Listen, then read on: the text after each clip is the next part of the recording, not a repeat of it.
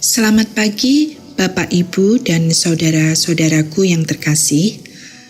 Bagi yang mengikuti ibadah pada hari Minggu yang lalu yang dibawakan oleh Bapak Pendeta Paulus Lee, tentunya masih terngiang di telinga kita ya, lagu sekolah minggu yang kita diajak menyanyikannya bersama-sama. Lagu itu syairnya sederhana seperti ini. Percaya saja, percaya saja, percaya pasti kita menang.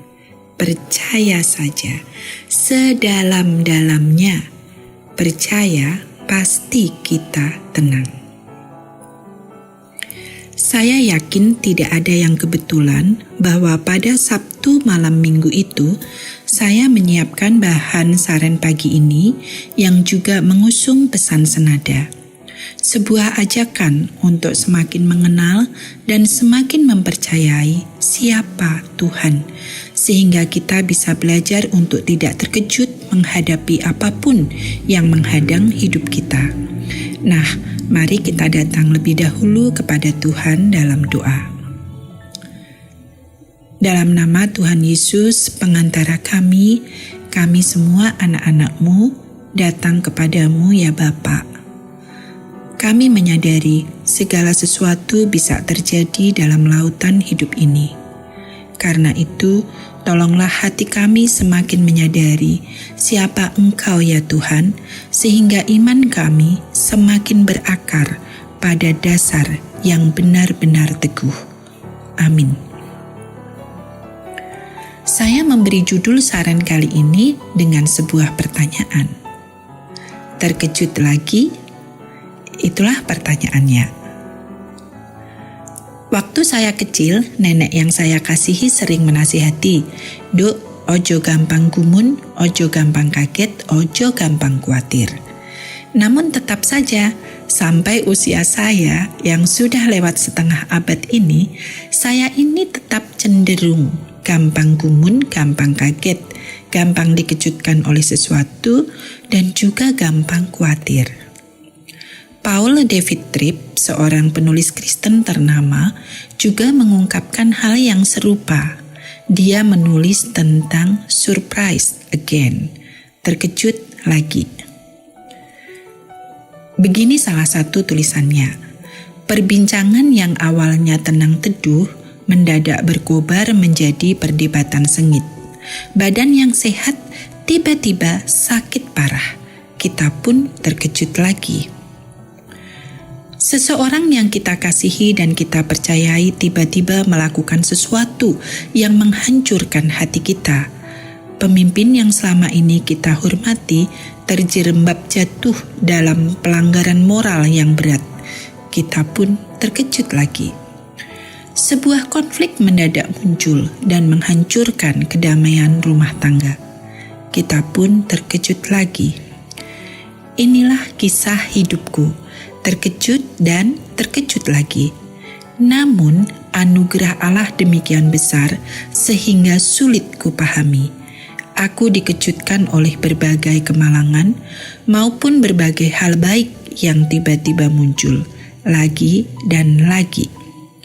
Saat kita terkejut, kita diingatkan lagi dan lagi bahwa aku ini tidak maha kuasa. Aku bukan yang tahu segalanya.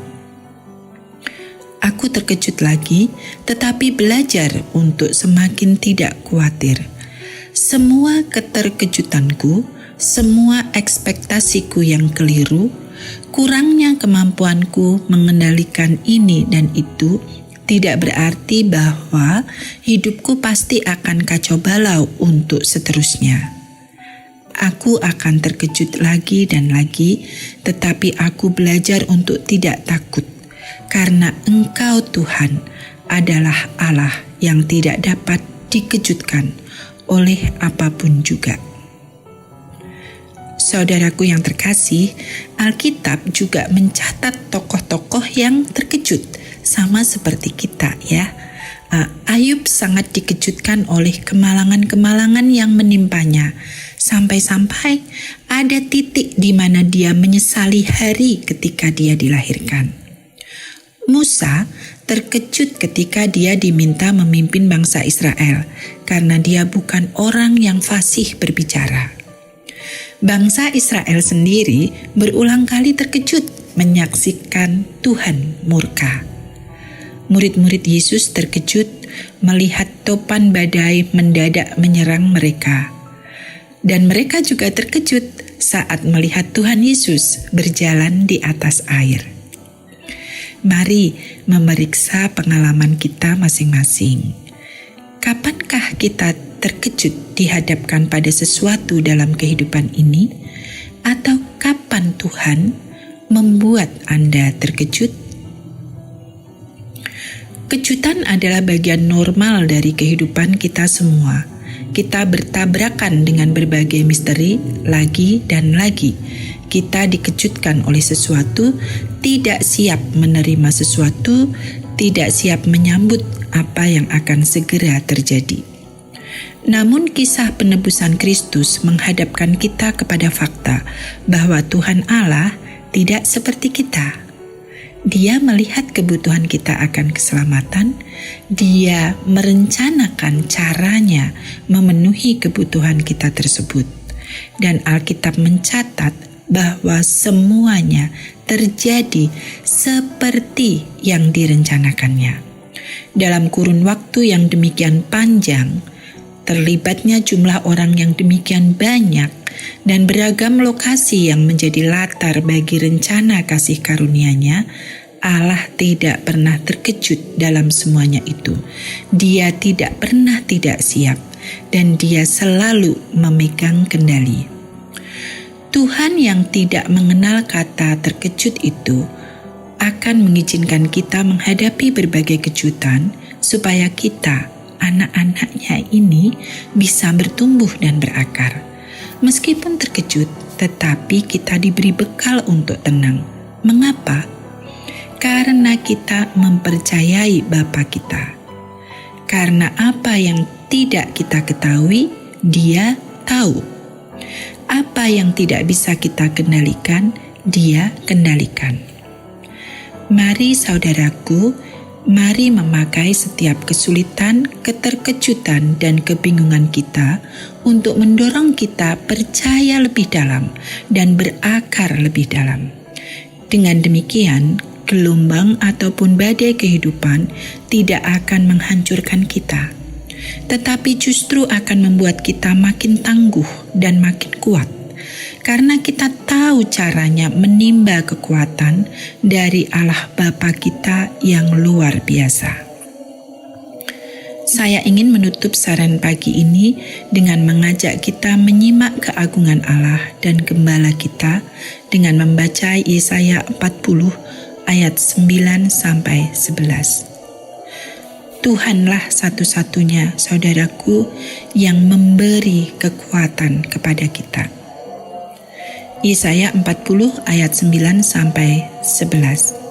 Hai Sion, pembawa kabar baik, naiklah ke atas gunung yang tinggi. Hai Yerusalem, pembawa kabar baik, nyaringkanlah suaramu kuat-kuat. Nyaringkanlah suaramu, jangan takut. Katakanlah kepada kota-kota Yehuda, lihat, itu Allahmu. Lihat, itu Tuhan Allah. Ia datang dengan kekuatan dan dengan tangannya Ia berkuasa. Lihat, mereka yang menjadi upah jerih payahnya ada bersama-sama Dia, dan mereka yang diperolehnya berjalan di hadapannya. Seperti seorang gembala, Ia menggembalakan kawanan ternaknya dan menghimpunkannya dengan tangannya. Anak-anak domba di pangkunya, induk-induk domba dituntunnya dengan hati-hati. Mari kita berdoa. Ya Bapa, Engkau adalah gembala baik. Kami satu persatu datang kepadamu.